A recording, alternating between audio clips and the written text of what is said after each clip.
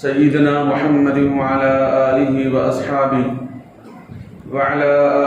وأصحابه وبارك وسلم تسليما كثيرا كثيرا. أما بعد، قال الله تبارك وتعالى في القرآن المجيد: أعوذ بالله من الشيطان الرجيم، بسم الله الرحمن الرحيم. فمن يعمل مثقال ذرة خيرا يره ومن يعمل مثقال ذرة شرا يره. وقال تعالى في مقام آخر: ومن يعمل سوءا يجز به. وقال النبي صلى الله عليه وآله وسلم: أعمالكم عمالكم، أو كما قال صلى الله عليه وسلم. وقال النبي صلى الله عليه وآله وسلم: كما تعملون كذلك يؤمر عليكم، أو كما قال صلى الله عليه وسلم. معزز حاضرین کرام، واجب الاحترام میرے دینی بھائیوں، بزرگوں، دوستوں اور عزیز ساتھیوں،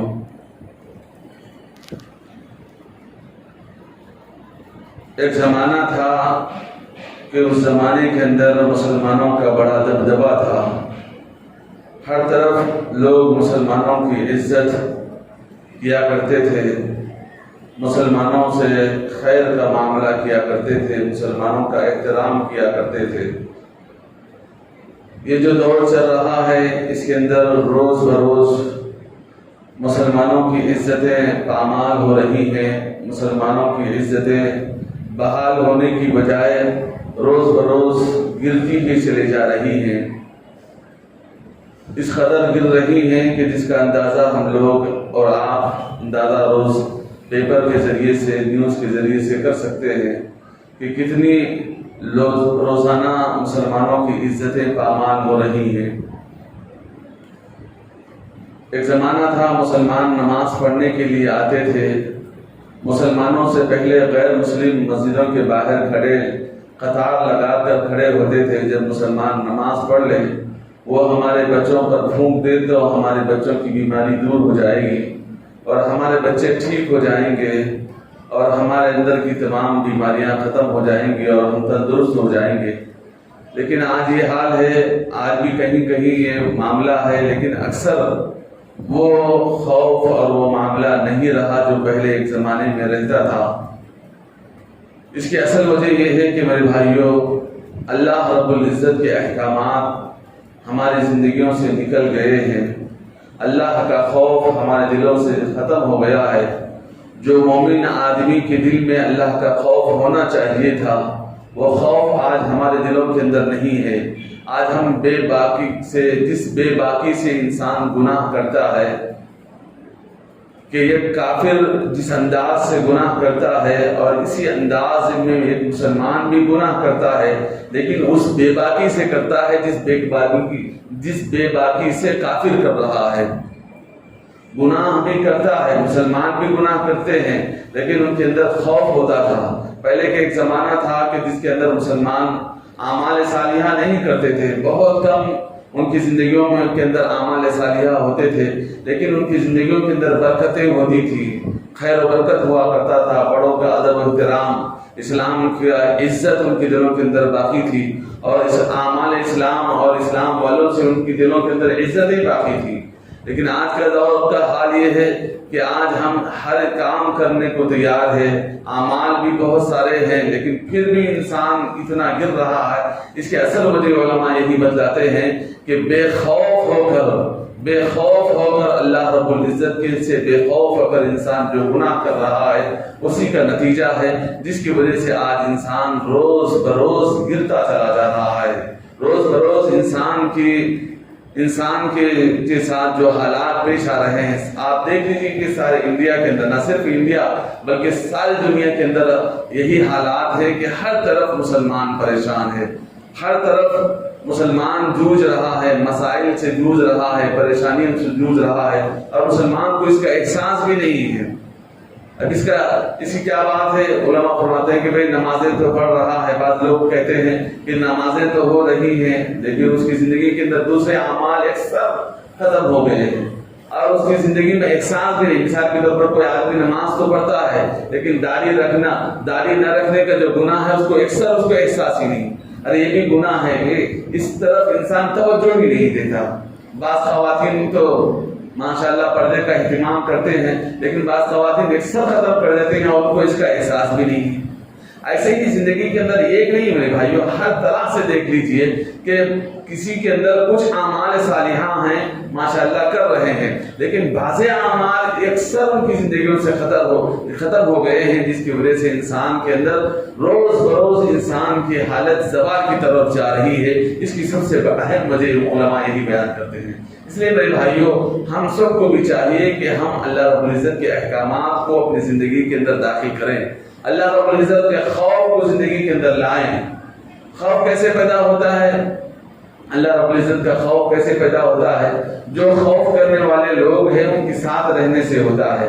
اب بہت سارے لوگ اب خوف کرنے والے کون ہیں؟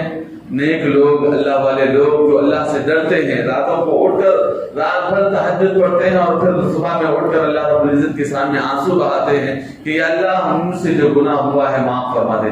زندگی میں کوئی گناہ نہیں کرتے پھر بھی اللہ کے سامنے گناہوں کا اعتراف کرتے ہیں. اور آج کل ہمارا یہ حال ہے کہ ہم صبح سے شام تک گناہوں پر گناہ کرتے چلے جاتے ہیں لیکن پھر بھی ہم کو یہ احساس نہیں ہوتا کہ واقعی میں ہم گناہ کر رہے ہیں، اللہ کے سامنے معافی مانگے، اس کا احساس بھی نہیں ہوتا. یہ گناہوں پر ندامت نہیں کہتے بلکہ گناہوں پر ہمت کہتے ہیں. جب انسان ہمت کے ساتھ اللہ رب العزت کی نافرمانی کرے گا تو پھر حالت کیا ہوگی میرے بھائیوں؟ یہی ہوگا جو آج سب کچھ ہو رہا ہے. ایک زمانہ تھا میرے بھائیوں کہ لوگ بہت زیادہ احترام مسلمانوں کا کیا کرتے تھے. یہ اس وجہ سے نہیں کہ مسلمان کنٹریاں تھیں بلکہ اس زمانے میں بعض علماء یہ بھی بیان کرتے ہیں کہ مسلمان گھرانے اتنے چھوٹے تھے کہ ایک گھر کے اندر کوئی مہمان آتا تو ان کے گھر میں سونے کے لیے جگہ نہیں ہوتی تھی.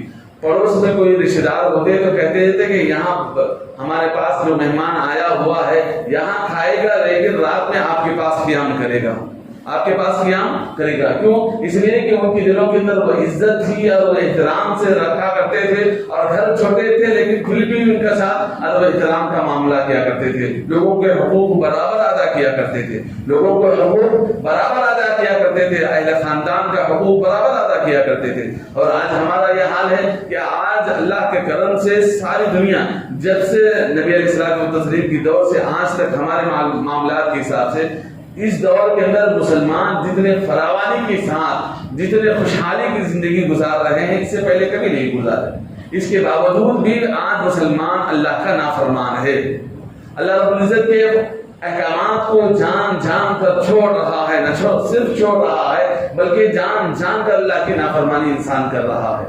جان کر اللہ رب العزت کی نافرمانی بڑے بلند دعوے کے ساتھ، بڑے ہمتوں کے ساتھ، بڑے عزائم کے ساتھ انسان کرتا ہے. اور بہت سارے لوگوں کا تو یہ حال ہے کہ ہم یہ گناہ کریں گے، زندگی میں ایک ارادہ ٹھان لیتا ہے کہ میں یہ گناہ کروں گا، میں یہ گناہ کروں گا، اور وہ گناہ پر ہمت ہی کرتا چلا جاتا ہے. توبہ بھی کرتا ہے زبان سے لیکن اس کے دل کے اندر جو عزم ہے وہ عزم کو پختہ کرتا ہے اور زندگی میں کبھی نہ کبھی وہ کرنے کی کوشش کرتا ہے. جب موقع ملا وہ گناہ کرتا ہے.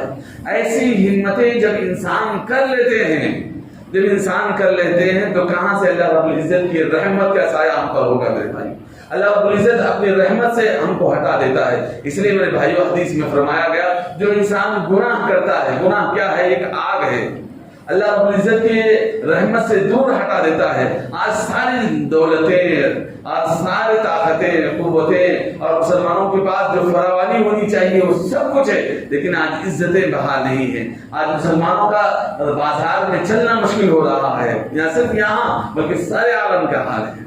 کیوں ہو رہا ہے؟ اس لیے کہ آج مسلمان کا ادب و احترام نہیں کرتا، مسلمان اپنے بھائیوں کا احترام نہیں کرتا، مسلمان اپنے رشتے داروں کا جو حقوق ہے وہ حقوق ادا نہیں کرتا. مسلمان اپنے بھائیوں کے حقوق کو مار کر کھانے میں بڑے عزت محسوس کر رہا ہے. اپنے والدین کے جو حقوق جس انداز سے ادا کرنا تھا وہ ادا نہیں کرتا اور بڑے بلند دعوت سے ہم کہتے ہیں کہ فلاں حقوق ہم ادا کر رہے ہیں. اس لیے میرے بھائی یہ جب حقوق پامال ہوتے چلے جائیں گے، چاہے وہ عورت کے حقوق ہو، بچوں کے حقوق ہو، چاہے وہ بڑوں کے حقوق ہو یا چھوٹوں کے حقوق ہو. آج ماں باپ سے بچے تنگ آتے ہیں. کیوں آتے ہیں؟ اس کی اصل وجہ یہ ہے کہ دینداری نہیں ہے. ان کے دلوں کے اندر وہ خوف خدا باقی نہیں رہا. وہ عظمت ان کے دلوں کے اندر ماں باپ کی جو عظمت ہونی تھی وہ نہیں ہے. عظمت ہی دل کے اندر نہیں ہے. ماں باپ کی عظمت نہیں ہے. ماں باپ کا کی جو بڑائی دل کے اندر انسان کے دلوں کے اندر جو ہوتی ہے آج ہے ہی نہیں. اور ہم نے اس انداز سے رکھا بھی نہیں. میرے بھائی اللہ معاف فرمائے. بڑے لوگ بھی اپنے چھوٹے بچوں کے ساتھ وہ رویہ اختیار نہیں کرتے بلکہ دوستانہ رویہ اس انداز سے کہ وہ دوستانہ رویہ اختیار کرتے ہیں کہ تو وہ بھی دوستانہ انداز میں زندگی بسر کرتا ہے. بے شک دوست بنیے ایسے دوست نہیں جیسے حقیقی دوست ہوتا ہے. ہر چیز شیئر کرنے کی نہیں ہوتی. ہر گناہ بھی بچوں کے سامنے شیئر کرتے ہیں. آج کل دوستانہ انداز کا انداز یہ ہو گیا ہے لوگوں کا کہ ہر گناہ کے بعد بھی چھوٹے بچوں کے سامنے شیئر کر دیتے ہیں. یہ اور بھی گناہوں پر ان کو مداومت کرنا ہوتا ہے, بڑھانا ہوتا ہے اور ان کو ہمت دینا ہوتا ہے. تو اس لیے میرے بھائیوں ایسے اعمال سے ہم اپنے آپ کو بچائیں جس سے کہ اللہ رب العزت ناراض ہو رہا ہے. اور یقینی بات ہے آج ہم کو ان تمام چیزوں کا احساس بھی نہیں. میرے بھائی ہم کو ان تمام چیزوں کا احساس بھی نہیں ہوتا. اس لیے میرے بھائیوں ہم سب کو چاہیے کہ ہم اپنی زندگی کے اندر ٹٹولے ہیں. کتنے واقعات ہیں جو مسلمانوں کے ساتھ حالات پیش آ رہے ہیں. یہ سب جیسے کہ حدیث میں فرمایا گیا کہ کما تعملون, جیسا تم اعمال کرو گے, جیسے تم کذالک یؤمر علیکم, ویسے ہی تم پر حکم ڈالا جائے گا, ویسے ہی تم پر امر آئے گا اللہ کی. جیسے انسان کے اعمال ہوں گے اللہ کا امر اوپر سے ویسے ہی داخل ہوگا زمین پر.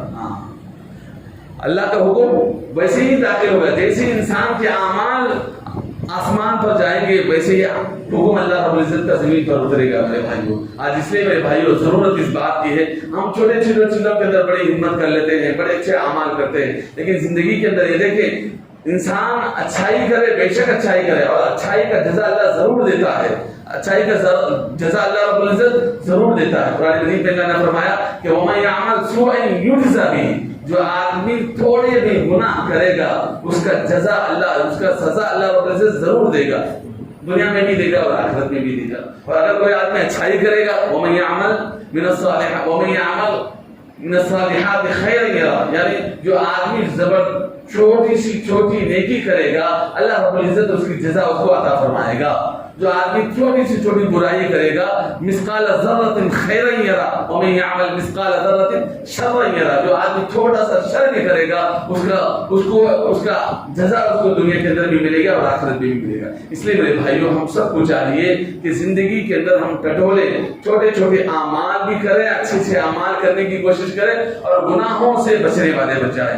بڑے اعمال نہ کریں, نمازیں زیادہ نہیں پڑھ رہا, نوافل نہیں پڑھ رہا انسان, تہجد نہیں پڑھ رہا, اشراق کی پابند نہیں ہے, نوافل کا پابند نہیں ہے, ابابین کا پابند نہیں, کوئی بات نہیں, لیکن گناہوں سے بچنے والے بن جائیں, گناہوں سے بچنے والے بن جائیں. اللہ کے خلاف یہ گناہ کیا ہے؟ اللہ رب العزت گناہ, جو انسان گناہ کرتا ہے اللہ رب العزت کی رحمت اس سے ہٹ جاتی ہے. اللہ رب العزت کا ہاتھ وہاں سے ہٹ جاتا ہے. جب اللہ کا ہاتھ اس کے طرف سے, اس کی رحمت اس کی طرف سے انسان سے ہٹ جاتی ہے تو دنیا کا کوئی انسان اس کی مدد نہیں کر سکتا, دنیا کا کوئی انسان اس کی مدد نہیں کرتا. میرے بھائیوں اسی لیے میرے بھائیوں یہ جو دنیا کے اندر حالات پیش آ رہے ہیں, آج سب کچھ انسان ہمت کر رہا ہے, میرے پاس مال ہے, میرے پاس جائیداد ہے, میرے پاس کاروبار ہے, میرے پاس سب کچھ ہے, اس کے باوجود بھی جو انسان جس ہمت کے ساتھ انسان گناہ کر رہا ہے اسی کا نتیجہ آج سارے عالم کے اندر انسان سارے مسلمان بھگت رہے. میرے بھائی اس لیے ہم سب کو توبہ کی ضرورت ہے.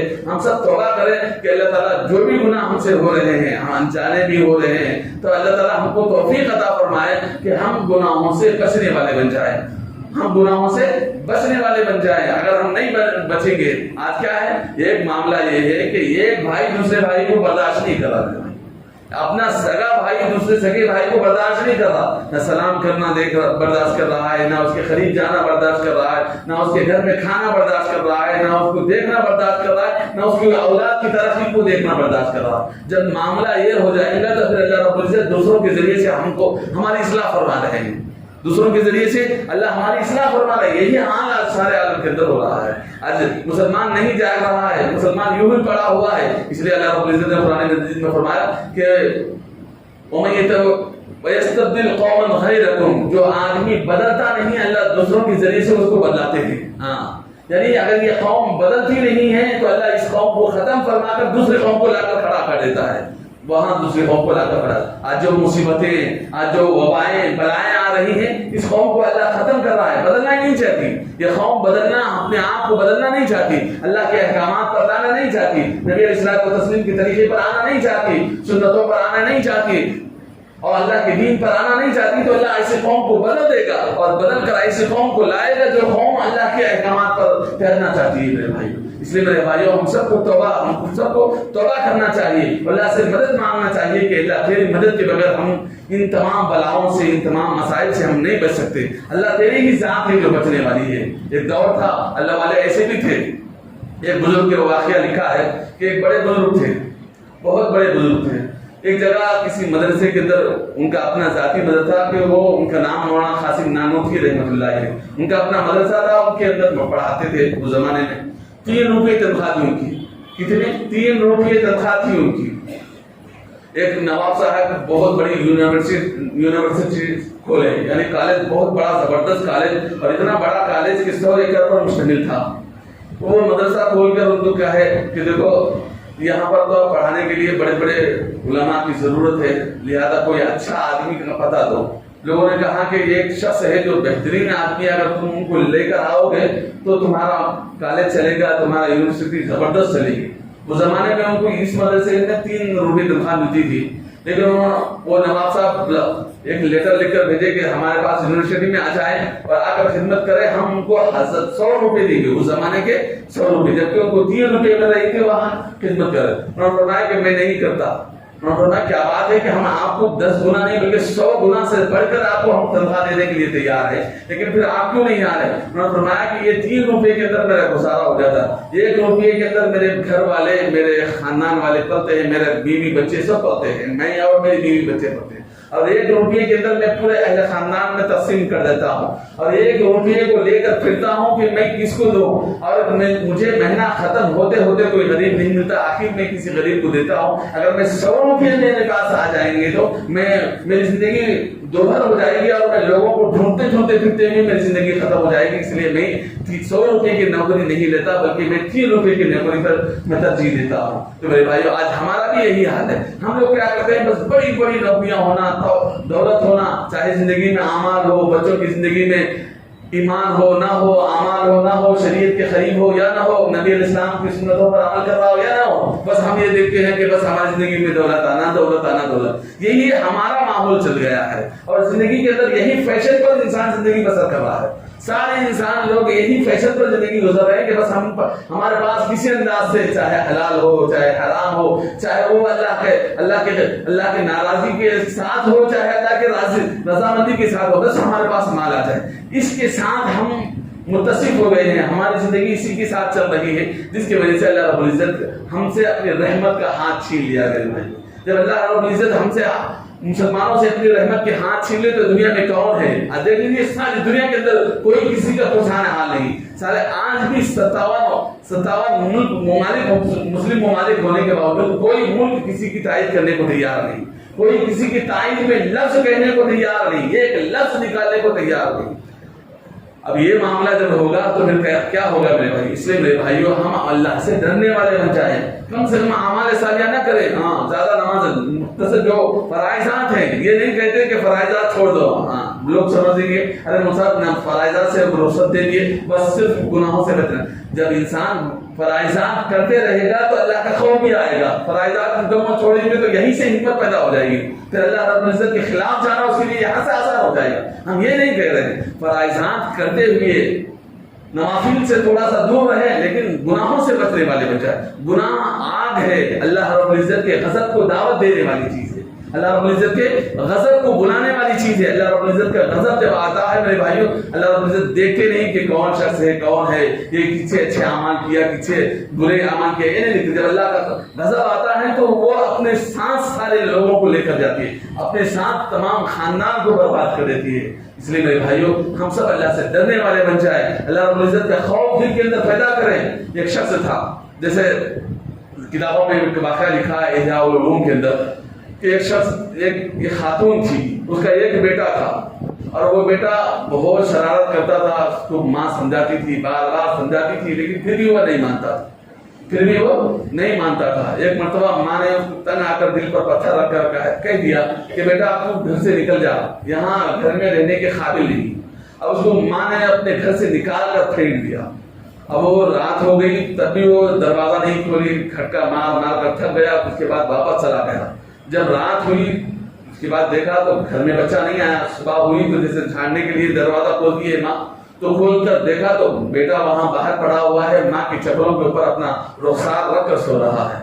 میں نے فرمایا کہ اے بے غیرت، تو کیوں آیا؟ تجھے تو گھر سے نکال دیا گیا تھا۔ بچے نے کہا کہ ماں آپ نے مجھے گھر سے نکال دیا تھا، میں چلا گیا تھا، مجھے کھانا بھی مل جاتا، کہیں رہ جاتا، کسی درخت کے نیچے میری زندگی بسر ہوگی، لیکن مجھے تیری جیسی محبت دینے والی دنیا کے اندر کوئی ماں نہیں ہے، لہذا میں لوٹ کر تیرے ہی پاس آیا ہوں۔ یہی حال مسلمان کا ہونا چاہیے کہ اللہ دنیا کے اندر کوئی ہمیں جائے پناہ ہم دینے والا نہیں ہے، صرف تیری ہی ذات ہے، صرف تیری ہی ذات ہے جہاں ہم کو پناہ مل سکتی ہے، صرف تیری ہی ذات ہے جہاں ہم کو محبت مل سکتی ہے۔ اے اللہ ہم سب کو گناہوں کو معاف فرما کر تو ہمارے زندگیوں کے اندر پھر سے ہماری زندگیوں کو بحال فرما دے، عزتوں کو بحال فرما دے، مسلمانوں کے مسائل کو حل فرما دے۔ میرے بھائی یہی ذات ہے، اس لیے میرے بھائیوں ہم اللہ رب العزت سے خوب مانگنے والے بن جائیں، اللہ رب العزت کی طرف گڑ گڑائیں اور اعمال پر لگ جائیں، جم جائیں۔ مختصر اعمال سے انسان اللہ کا خوف پیدا کرتا ہے۔ بہت سارے لوگ جو کہتے ہیں کہ اعمال کی ضرورت، اعمال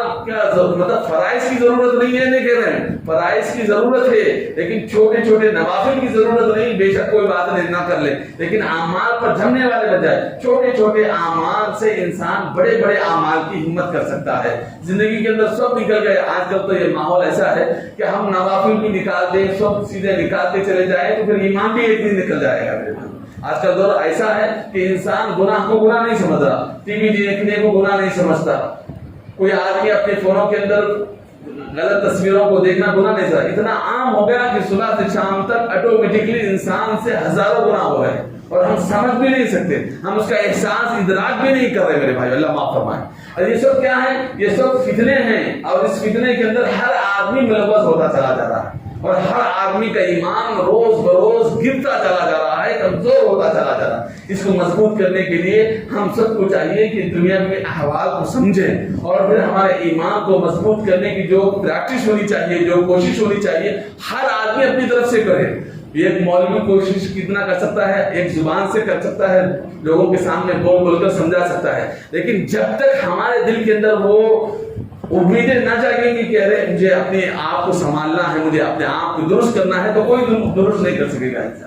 اس لیے میرے بھائیوں ہم اپنے آپ سے تیار ہو جائیں کہ مجھے درست ہونا ہے، مجھے بہتر بننا ہے، مجھے اللہ کا محبوب بندہ بننا ہے، مجھے نبی علیہ السلام کا امتی بننا ہے۔ اس کے لیے جو کوشش انسان کر سکتا ہے کرے، اس میں پیچھے نہ ہٹے۔ اگر نہیں کر سکتا تو پھر انسان پھر وہی کا وہی رہ جائے گا، وہی کا وہی رہ جائے گا۔ وہی جیسے انسان مثال دیتے ہوئے ہمارے بزرگان دین اللہ والے فرماتے ہیں کہ جو بیٹھ ہے، بیٹھ کے لیے کون سا کھانا کون سا پینا اس کو احساس نہیں، جو ملا وہ کھا لیا، جو ملا وہ پی لیا۔